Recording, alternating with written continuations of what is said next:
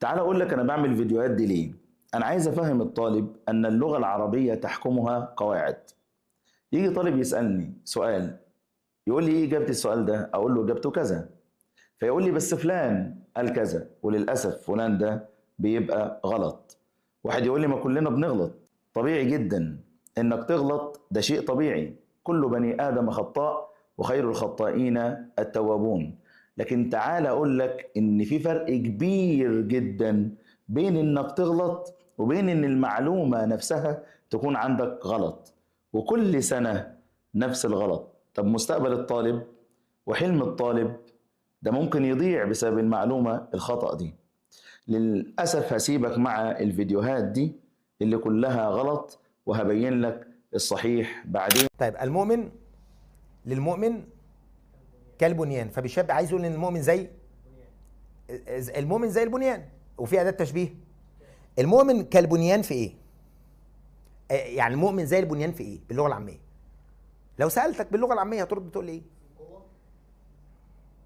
يا ابني في الحديث، انا مش بقول لك في دماغك، انا بقول لك في الحديث.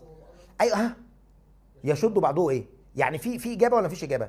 لما اسال هم زي بعض في ايه؟ في اجابه، يبقى ده وجه شبه بس، خلاص يبقى تشبيه مفصل. يعني ثم دلوقتي تتعرب ايه؟ ليها اعراب وليها محل.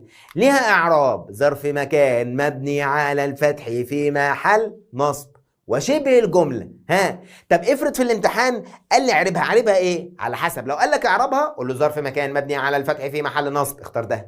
لكن لما يجي يقول لك شبه الجمله محله الاعرابي ايه؟ في محل رفع خبر مقدم. طب وفين المبتدا؟ الكلمه اللي بعدها تعرب مبتدا مؤخر. ثوابت، يعني اطمن وانا بعرب، اطمن وانت بتعرب. لو سألتك الآية اللي أنا قلتها من شوية، هل من خالق غير الله؟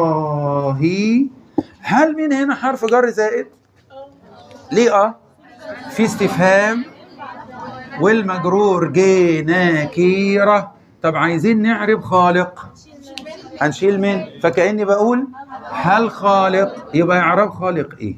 مبتدأ، بس ساعتها أقول مبتدأ مرفوع محلا مجرور لفظا، وإعراب غيره هي اللي خبر، ولفظ الجلالة الله مضاف إليه. سألني النص اللي احنا اخدينه عند حضرتك عند العباس بن الأحنف لما كان بيقول أزين نساء العالمين أجيبي، يا أزين، قلت لك خلي بالك ده في نداء عندك هنا بدأ بمنصوب، ولما ابدأ بمنصوب يبقى معنى كده ان في أداة نداء محذوف او فعل محذوف. لولا الاسم اللي بعدها ايوه يعرب ايه؟ مبتدا. فين الخبر؟ محذوف. طب بص، لا مش هبص. طب بص كويس، لا مش هبص كويس. ليه؟